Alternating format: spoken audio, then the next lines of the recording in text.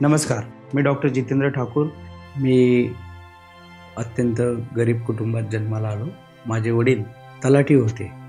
शिरपूर तालुक्यातील भामपूर गावातून आम्ही सगळेजण येतो व अत्यंत प्रतिकूल परिस्थितीमध्ये माझ्या कुटुंबाने मला शिकवलं. मी आदिवासी समाजातून असल्यामुळे BJ मेडिकल कॉलेजला पुण्याला इथे MBBSला ॲडमिशन मिळाली आणि तदनंतर मी वैद्यकीय सेवेमध्ये 2003 पासून कार्यरत आहे. माझे कुटुंब अत्यंत प्रतिकूल परिस्थितीमध्ये मला शिकवलं, त्यांनी घडवलं आणि त्याच्यामुळे अशा परिस्थितीमध्ये मला कुटुंबाचं आणि समाजाचं काही देणं लागतं. मी आदिवासी समाजाचं असल्यामुळे मला आमच्या आदिवासी समाजाच्या सर्व समस्या, कुठल्या अडीअडचणी या सगळ्या गोष्टी ठाऊक आहे आणि त्यासाठी मला काहीतरी करायचं आहे. मी गेल्या 22 वर्षापासून धुळे शहरामध्ये प्रॅक्टिस करतो आहे. खरं तर मी 22 वर्षापूर्वी शिरपूर तालुक्यामध्येच माझं हॉस्पिटल सुरू करणार होतो, परंतु मी निष्णात सर्जन असल्यामुळे काही सुविधा इथे उपलब्ध नव्हत्या, म्हणून नाईलाजास्तव मला धुळे शहरामध्ये प्रॅक्टिस सुरू करावी लागली. आजही माझं इथे हॉस्पिटल आहे आणि त्या हॉस्पिटल कार्यरूपाला शिरपूर तालुक्यामध्ये कार्यरत आहे आणि त्या माध्यमातून मी माझ्या श्री सिद्धेश्वर मल्टीस्पेशालिटी हॉस्पिटलच्या माध्यमातून गोरगरिबांची सेवा करणं, माझ्या आदिवासी समाजाची कष्टकरींची सेवा करणं हे माझ्या वडिलांनी, जे माझे वडील तलाठी म्हणून होते आणि त्यांच्या जाण्यानंतर मी माझं शिक्षण पूर्ण केलं. अशा प्रतिकूल परिस्थितीत शिकून मी आज समाजसेवेचं व्रत घेऊन या तालुक्यातील आपल्या गोरगरीब जनतेची सेवा करत आहे. खरं तर 22 वर्षापूर्वी मी शिरपूर तालुक्याचीच सेवा करण्यासाठी इथं हॉस्पिटल उघडण्याच्या मनोदयाने इथं आलो होतो, परंतु साधनसामुग्री उपलब्ध नसल्यामुळे मला नाईलाजाने धुळ्याला काम करावं लागलं. पण नियतीचा वेळ बघा की मी गेल्या 12-13 वर्षापासून राजकारणाच्या माध्यमातून आणि समाजसेवेच्या माध्यमातून आपल्या तालुक्याशी नाळ जोडून आहे आणि नाळ जोडून या तालुक्याची सेवा करण्याचं काम मी करतो आहे. असंख्य आरोग्य शिबिर घेतलेत, लोकांना एकत्रित केलं आहे. या पद्धतीने मी या तालुक्यामध्ये काम करत आहे आणि हे काम करत असताना मी फक्त जनतेच्या विश्वासावर हे काम करत आहे. समोर कोण प्रतिस्पर्धी आहे मला त्याच्याशी काही घेणं देणं नाही, कारण की जनता हे आपलं भवितव्य ठरवत असते. म्हणून आपण आपलं काम करत राहणे आणि जनतेचा विश्वास जिंकत राहणे हेच माझं खरं उद्दिष्ट आहे आणि त्या हेतूने मी इथे काम करत आहे. या 12-13 वर्षाच्या कालखंडामध्ये मी समाजसेवा तर करतच आलो आहे, पण राजकारणाच्या माध्यमातून लोकांचे प्रश्न, अडीअडचणी समजून घेण्याचा पुरेपूर अभ्यास मी या तालुक्यामध्ये केलेला आहे आणि या तालुक्यामध्ये अभ्यास करताना शेतकरी राजा असेल, कष्टकरी असेल, आदिवासी समाज असेल, हे का मागे पडत आहे हे कारणं जेव्हा शोधण्यात आली तेव्हा त्याच्यामध्ये लक्षात आलं की तालुक्याला रोजगार हमीचं उत्पन्न देणारा शिरपूर सहकारी साखर कारखाना असेल, सूतगिरणी असेल, दूध संघ असेल, त्याच्यानंतर विविध सहकारी संस्था असतील, या सगळ्या संस्थेचं वाटोळं झालेलं आहे आणि हे वाटोळं होताना मी बघू शकत नाही आणि म्हणून माझं कर्तव्य आहे की या तालुक्याच्या जनतेचा आवाज उठवणे आणि त्यांच्यासाठी योग्य न्याय मिळवून देणे हे माझं कर्तव्य आहे. म्हणून मी या माध्यमातून शिरपूर सहकारी साखर कारखाना सुरू व्हावा याच्यासाठी विविध जन आंदोलनं केलीत व आम्ही प्रबोधन सभा घेतल्यात. त्यासोबत शासन दरबारी सगळी मांडणी केली. बँकेशी आम्ही खूप भांडलो, तो कारखाना विकला जाऊ नये म्हणून त्यासाठी प्रयत्न केला. सहकारी सूतगिरणी जी आज एका खाजगी कंपनी, डिसान नावाच्या खाजगी कंपनीच्या विळख्यात अडकलेली आहे, ती खरं तर शेतकऱ्यांची आहे. तिला 99 वर्षाच्या करारावरती भाडेतत्त्वावर देण्यात आलेली आहे आणि त्या सूतगिरणीमध्ये आमच्या असंख्य शेतकरी बांधवांच्या जवळजवळ 107 कोटीपर्यंतच्या ठेवी अडकलेल्या आहेत. ज्यावेळेस ते बांधव माझ्याकडे यायचे, रडायचे, त्याच्यामुळे मला वाटलं की त्यांच्यासाठी आपण काहीतरी केलं पाहिजे. म्हणून सूतगिरणीच्यासाठी आम्ही राज्यस्तरापर्यंत त्याचा पाठपुरावा केला. आझाद मैदानावरती आंदोलनं केली, शहरामध्ये आंदोलनं केली, या सगळ्या पद्धतीने आणि गरज लागली तिथे न्यायालयीनपर्यंत आम्ही लढलो. बऱ्यापैकी ठेवीदारांचे आम्ही ठेवीसुद्धा मिळवून देण्यामध्ये यशस्वी ठरलो. तसेच तालुक्यातील काही शेतकरी बांधवांचे अनेर धरणाचे जी पाटचारीचा प्रश्न होता, गेल्या 20-40 वर्ष सत्ता भोगणाऱ्या लोकांना त्यांना कधी लक्ष द्यायला वेळ नाही मिळाला. तर ते अनेरच्या पाटचारीसाठी जवळजवळ 4-4.5 कोटीचा मोबदला जो 15 वर्षापासून लोकांचा अडकला होता, थाळनेर आणि बाटपुरा आणि त्या परिसरातल्या शेतकऱ्यांचा, तो सुद्धा आम्ही पाठपुरावा करून मी तो प्रश्न सोडून घेतलेला आहे आणि त्याच्यामुळे तो शेतकऱ्यांना त्यांचा मोबदला मिळाला. अशा तऱ्हेने घोडस गावातील शेतकरी असतील, निम्म तापी प्रकल्प आहे, त्याच्यामध्ये घोडसगाव लोकांची जी जमीन या प्रकल्पात गेलेली आहे, साधारणतः त्यांचा 12 कोटी रुपयाचा मोबदला अडकला होता, तो सुद्धा पाठपुरावा करून आम्ही सोडून घेतला. गेल्या 40 वर्षापासून जे लोक काम करत आहेत त्या लोकांनी या प्रश्नाकडे कधीच महत्त्व दिलं नाही आणि आम्ही शेतकऱ्यांच्या प्रश्नाकडे महत्त्व दिलं आणि तेच आमचं दायित्व आहे असं समजून आम्ही काम करत राहिलो. त्यामुळे समाजाचा प्रश्न आणि समाजाची अडचणी समजून घेऊन जिथे जिथे गरज असेल तिथे नेहमी धावत येऊन त्याला मदत करणं हे माझं आद्य कर्तव्य आहे. ते आजही आहे, उद्याही राहील आणि कायम राहील, मरेपर्यंत राहील. संविधानाने प्रत्येकाला अधिकार दिलेले आहे आणि त्या अधिकाराच्या नुसार प्रत्येकजण राजकारणामध्ये जनसेवा करण्याचं काम करत असतो आणि त्याच ध्येय उद्दिष्टाने मी सुद्धा शिरपूर तालुक्याच्या राजकारणामध्ये इथे काम करत आहे. माझे विरोधक मला बाहेरचा म्हणून संबोधतात, परंतु हा दावा त्यांचा हास्यास्पद वाटतो. ज्या व्यक्तीचं मूळगाव जुने भामपूर आहे, ज्या व्यक्तीचं इथे खूप कुटुंब फार पूर्वीपासून या तालुक्याच्या सेवेत होतं आणि त्याला तुम्ही बाहेरचं संबोधतात. बरं, कोण संबोधतात मला? जे लोक बाहेरून 40 वर्षापूर्वी कुठून आले ते स्वतः बाहेरचे आणि मग त्यांना जर या तालुका स्वीकारू शकतो तर मी या तालुक्याचा भूमिपुत्र आहे. एक सुशिक्षित तरुण काहीतरी जनसेवा करण्याच्या माध्यमातून या तालुक्यामध्ये आला आहे आणि त्याच्यामुळे अशा पद्धतीची अफवा अपप्रचार करण्याचा माझ्या विरोधामध्ये कुटील डाव त्यांचा आहे आणि तो जनता हाणून पाडेल. गेल्या 2 इलेक्शनमध्ये जनतेने मला इतक्या मोठ्या प्रमाणावरती भरभरून मतं दिली. मग हे काय? मग त्यांनी मला नाकारलं का? मग जनता नाकारत नाही आहे तर तुम्ही कोण नाकारणार आहे? आणि तसं बघायला गेलं तर तुम्ही सुद्धा 2 वेळेस लोकसभेची निवडणूक शिरपूरमधून धुळ्यामध्ये लढले. कोणी विचारलं का? आम्ही कधी बोललो का की तुम्ही बाहेरचे आहे? हा प्रत्येकाचा अधिकार आहे. त्याला जिथे जनसेवा करायचं असेल तो व्यक्ती तिथे त्या निवडणूक लढू शकतो. जर माननीय पंतप्रधान गुजरातमधून वाराणसीला लोकसभेची निवडणूक लढवू शकतात तर मग मी शिरपूरची निवडणूक लढायला तुमच्या पोटात दुखायला कारण काय? माझी भावना ही पैसा कमवणे नसून मला या तालुक्यामध्ये गोरगरिबांची सेवा करायची आहे आणि त्यांना हक्काचं त्यांचं मिळवून द्यायचं आहे. या ध्येय उद्दिष्टाने प्रामाणिक हेतून या तालुक्यामध्ये मी काम करतो आहे आणि ते करत राहील. कोणाचा द्वेष करावा, कोणाचं नुकसान करावं हे मुळीच आमच्या उद्दिष्टामध्ये नाही आणि ते आमचं ध्येय पण असू शकत नाही. परंतु असं असताना आमच्या विरोधकांचं नेहमी ध्येय उद्दिष्ट लोकशाहीला घातक ठरतं आहे. आम्ही निवडणूक लढू नये म्हणून आमचं तिकीट कापण्याचा प्रयत्न करतात, पक्षांतर करून आम्हाला आमचा हक्क डावलण्याचा प्रयत्न करतात. तर जेव्हा काही मुद्दे नसतील तर मग जात प्रमाणपत्रावरती येतात, जात प्रमाणपत्र बोगस ठेवण्याचा प्रयत्न करतात. हा कुठला लोकशाहीचा पायंडा आहे? जर तुम्ही खऱ्या अर्थाने विकास केला आहे तर तुम्ही विकासाच्या मुद्द्यावरती सामोरे जा आणि ती सामोरे जाण्याची हिंमत तुम्ही ठेवा आणि जर ती तुम्ही ठेवली असेल तर माझ्यासारखा गरीब कुटुंबातून आलेला समाजसेवेच्या प्रेरित असलेला एवढं घाबरण्याचं कारण नाही. तुम्ही तुमचे मुद्दे जनतेसमोर ठेवा. मी जनतेसमोर माझे ध्येय धोरण ठेवून मी या निवडणुकीला समोर जातो आहे आणि त्याच्या दृष्टिकोनातून म्हणून मी लोकशाही जपण्याचं काम करतो आहे. माझा कुठं व्यक्तीला विरोध नाही, मला हुकुमशाही प्रवृत्तीला विरोध आहे. मग 40 वर्षापासून ती जी हुकुमशाही चालू आहे ती हुकुमशाहीचं रूपांतर लोकशाहीमध्ये करावं हेच माझं उद्दिष्ट आहे.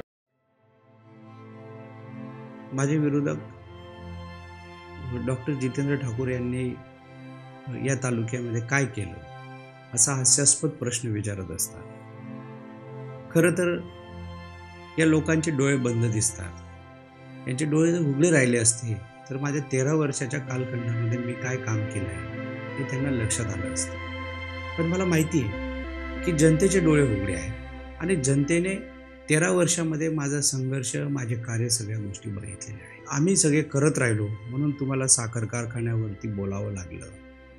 अहो, आम्ही काहीतरी करत राहिलो म्हणून तुम्हाला सूतगिरणीचे ठेवीदारांचे पैसे परत करावे लागले. अहो, आम्ही काहीतरी करत राहिलो म्हणून तुम्ही सूतगिरणीच्या ज्या जमिनी आहेत ते विकण्याचा जो कुटील डाव तुमचा चालू होता तो कुठेतरी बंद पडला. आम्ही ह्या सगळ्या गोष्टी करत राहिलो. हे तुम्हाला दिसणार नाही, पण तुम्हाला दिसावं याच्यासाठी कामही नाही करत. आमचं जे काम करायचं आहे, आम्ही जनतेसाठी काम करायचं आहे आणि जनतेला ते सगळं दिसत असतं. तुमचे डोळे ते डोळे बंदच असू द्या, तुम्हाला खरे प्रश्न तालुक्याचा अजूनही लक्षात आलेला नाही आणि त्याच्यामुळे आपण हास्यास्पद प्रश्न विचारत असतात. त्याचं उत्तर जनता नक्कीच तुम्हाला देईल. या तालुक्याच्या माध्यमातून आम्ही विकासाची कामंसुद्धा आणली.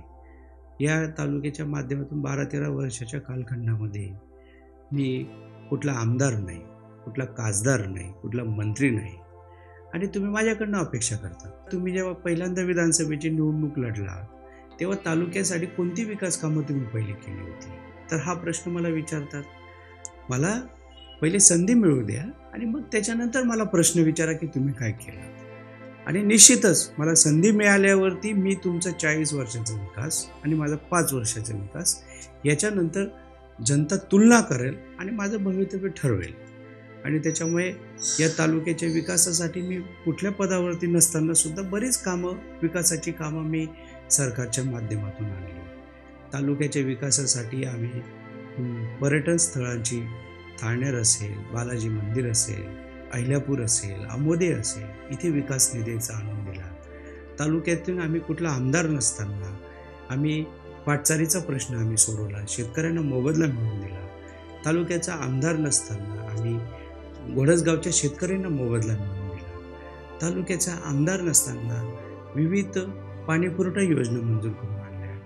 तालुक्याचा आमदार नसताना जलयुक्त शिवाराची कामं आम्ही मंजूर करून आणली. तालुक्याचे आमदार नसताना विविध मुख्यमंत्री ग्रामसडक योजनेतून रस्ते मंजूर करून आणले. त्यामुळे अशा पद्धतीची विविध कार्य आम्ही या तालुक्याच्या विकासासाठी केलेली आहेत. ते जनतेच्या नजरेत आहे आणि त्याच्यामुळे तुम्ही हा जो प्रश्न विचारतात की यांनी 13 वर्षापासून काय काम केलं, हे निश्चितच या विधानसभेच्या निवडणुकीमध्ये जनता तुम्हाला याचं उत्तर देईल. तुम्ही सुद्धा 1985 साली आमदार झालात, तर त्याच्या पहिले काही तुम्ही काय काम केलं हे सुद्धा जनतेला माहिती आहे. आणि मग तुम्ही जेव्हा आमदारकी लढता, तुम्ही काही काम त्यापूर्वी केलेलं नसताना तुम्हाला वेगळा नाही आणि मी आमदार नसताना फक्त उमेदवार म्हणून निवडणूक लढवतो आणि मला तुम्ही विचारतात की तुम्ही काय काम केलं आहे. त्यामुळे मला एक संधी मिळू द्या, मग मी आमचं कामं तुम्हाला अजून दाखवणार. जी कामं केलेली आहेत ती तर तुमच्यासमोर मांडली आहे, परंतु संधीचं सोनं या तालुक्याच्या विकासासाठी 100% करेल हे माझं आश्वासन.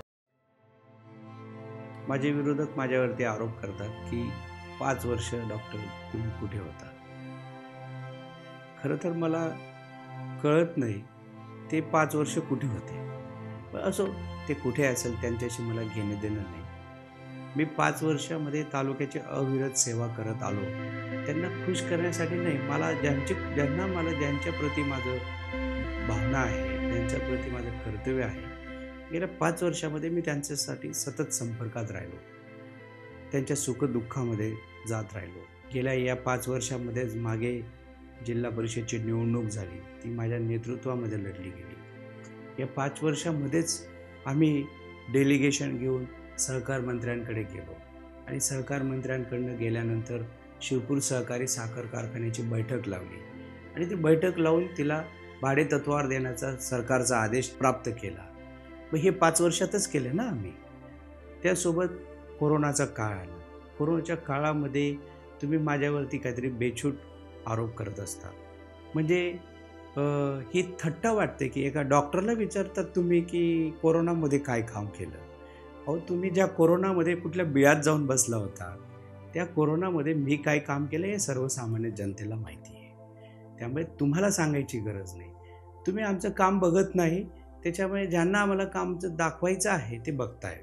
या कोरोनाच्या कालखंडामध्ये मी माझं सिद्धेश्वर हॉस्पिटल, जेव्हा कुठेच लोकांना वेळ मिळत नव्हता, माननीय जिल्हाधिकाऱ्यांच्या सूचनेनुसार मी माझं उत्तर महाराष्ट्रातलं पहिलं हॉस्पिटल या कोरोना काळामध्ये पूर्णपणे समर्पित केलं आणि या जिल्ह्यातील आणि तालुक्यातील लोकांना कोरोनामध्ये मोठ्या प्रमाणात उपचार उपलब्ध करून दिला.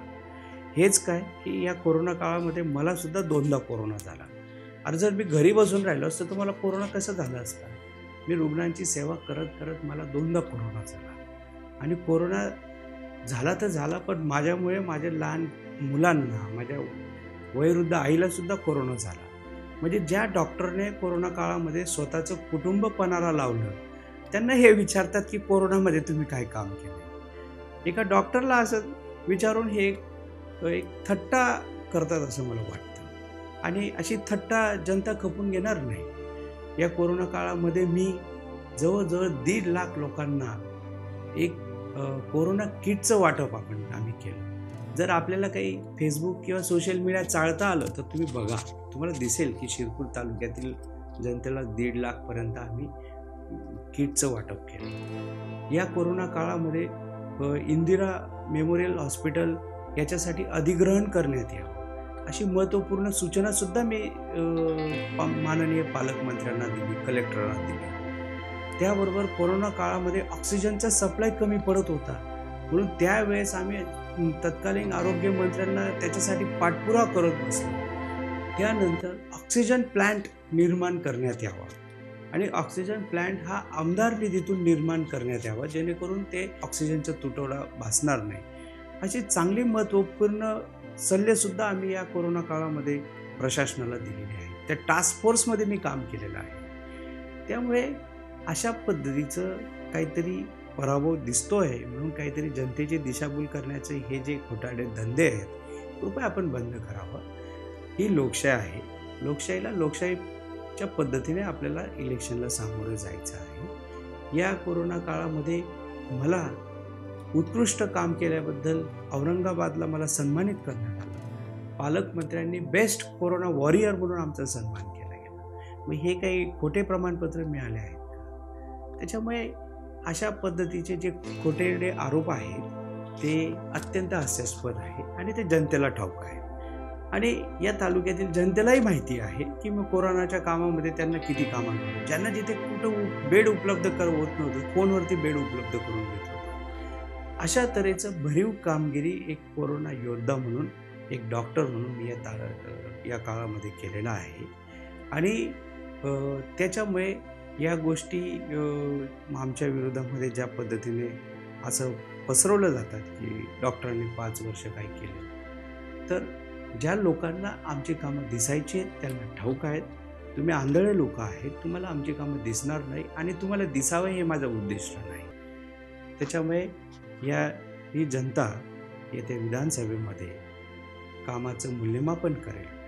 अरे मी तुम्हाला प्रश्न विचारतो की तुमच्या आमदारानं कोरोनामध्ये काय काम केलं हे तर सांगावं. तुम्ही तर बिळात जाऊन बसले होते. मग तुमचं काशीराम दादा पावरा जे तुमचे आमदार आहेत त्यांनी कोरोनामध्ये काय काम करावं? ही विधानसभेची निवडणूक आम्हा उमेदवारांमध्ये आहे. या 6 उमेदवारांनी कोरोनामध्ये काय काम केलं याचा विचार जनता करेल आणि त्याच्यामुळे ह्या सगळ्या गोष्टी अपप्रचार आहेत. मला बदनाम करण्याचा प्रयत्न आहे. यांना माझ्या विरोधात कुठले मुद्दे नाहीत आणि त्याच्यामुळे अशा पद्धतीचे जनतेची दिशाभूल करत आहे आणि जनतेची दिशाभूल करून जनतेचा लोकशाहीचा हक्क हे हिरावून घेण्याचा प्रयत्न करत आहे. त्यामुळे मायबाप जनता ही येत्या 20 तारखेला आपलं भवितव्य ठरवेल आणि मी तुम्हाला सांगतो की आम्ही काय काम केलेलं आहे हे जनता 20 तारखेला त्याच्यावर शिक्कामोर्तब करेल आणि आम्हाला निश्चितच विजयी करेल, ही खात्री मी तुम्हाला देतो. आता तुम्ही तुमच्या पराजयाची तयारी करा. या 13 वर्षाच्या कालखंडामध्ये जेव्हा मी जनतेच्या संपर्कात, लोकांच्या संपर्कात असायचो, तेव्हा तुम्ही फक्त ज्या लोकांना मी ज्यांच्याकडे जायचो त्यांना धमकवायचं काम करायचे, त्यांच्यावर दबाव आणायचं काम करायचे. त्यांच्या कुटुंबातील लोकांना नोकरीतून काढून टाकण्याची धमकी द्यायची. अशा पद्धतीचं हे जे वागणं आपलं आहे हे अत्यंत या लोकशाहीला हानिकारक आहे. लोकशाहीचं आरोग्य खराब करणारं आहे.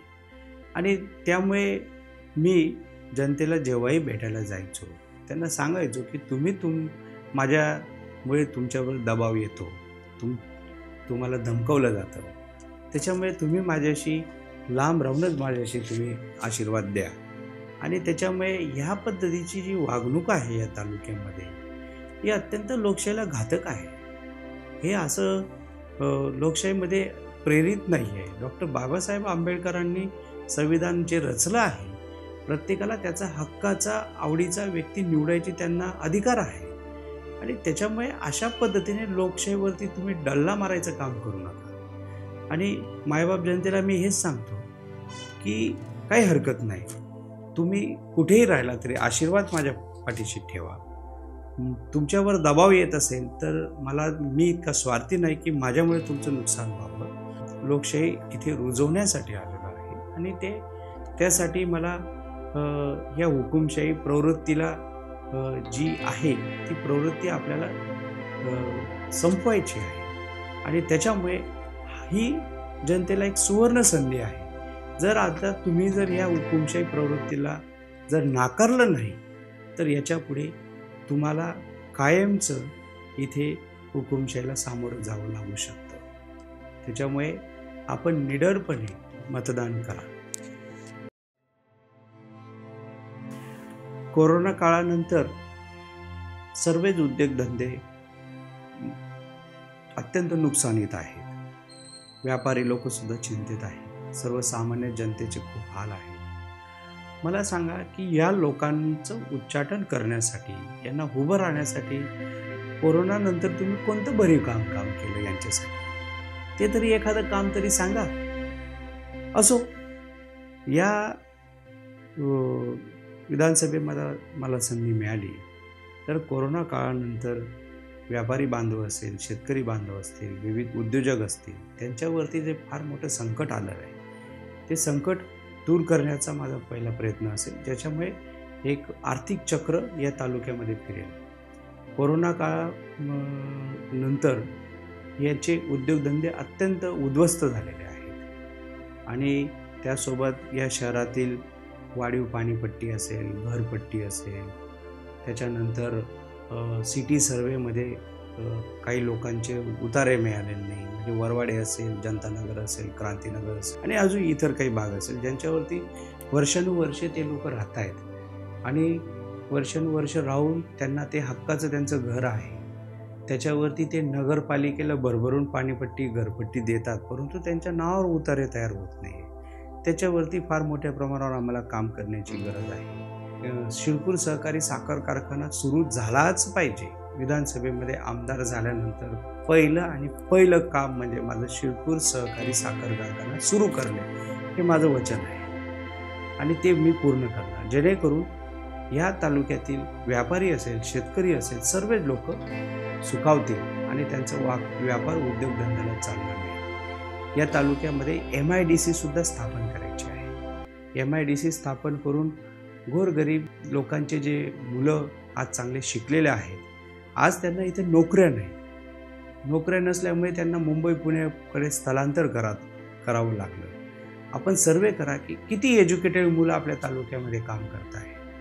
तर आपल्याला या सगळ्या लोकांना, मुलांना इथे त्यांच्या मायभूमीमध्ये, कर्मभूमीमध्ये त्यांना उद्योगधंद्यांसाठी काहीतरी चालना मिळावी आणि त्यांच्या माध्यमातून लोकांना रोजगार मिळावा, अशा पद्धतीचं भव्य MIDCचं सुद्धा निर्माण करण्याची आमची इच्छा आहे आणि ते सुद्धा आम्ही करणार. MIDC निर्माण करण्याचा उद्दिष्ट आमचं पण आहे आणि त्यांचं पण आहे.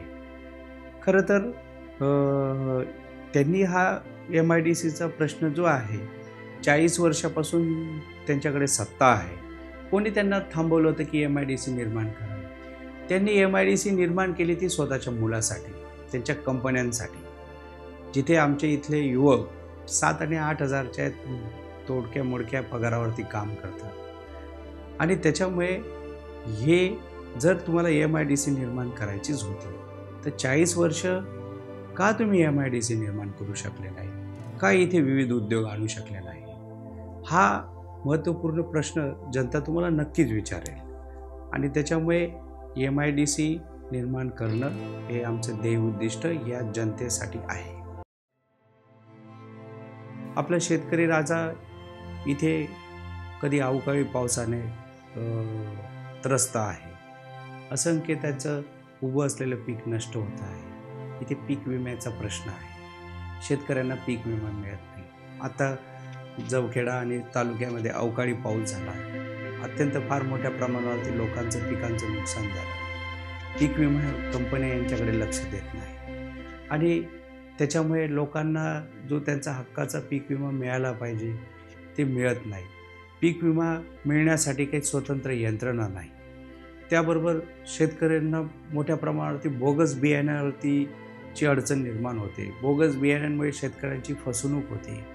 त्याच्यावरती काहीतरी शासनाचं काहीतरी या पद्धतीने एक प्रोटोकॉल तयार करावं लागेल आणि एक सिस्टीम तयार करावी लागेल जेणेकरून ते बोगस बियाण्यामुळे शेतकऱ्यांची फसवणूक होणार नाही. त्यामुळे शेतकऱ्यांच्या हितासाठी, शेतकऱ्यांच्या वाढीव उत्पन्नासाठी आम्हाला फार भरीव काम या शेती उद्योगासाठी करायचं आहे.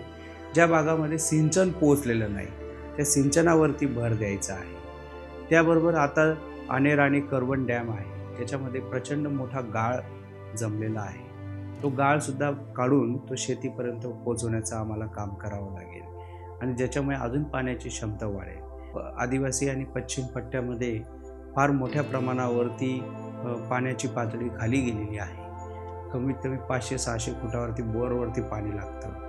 त्याच्यामुळे त्याच्यावरती सिंचनाचा प्रकल्प उभं करून त्या ठिकाणी सुद्धा आदिवासी शेतकरी आणि पश्चिम पट्ट्यातील शेतकऱ्यांना पाणी सिंचनासाठी उपलब्ध करून देण्याचं काम आम्हाला करावं लागेल. समोर सुलवाडे बॅरेज आहे, तिथे जे पाणी आज वर्षानुवर्षापासून पडलेलं आहे ते पाणी आपल्याला शेतकऱ्याच्या बांधापर्यंत पोहोचवता येईल का? त्याच्यासाठी लिफ्ट इरिगेशन सारख्या काही गोष्टी करता येतील का? याच्यावरती सुद्धा सातत्याने आम्हाला काम करण्याची गरज आहे.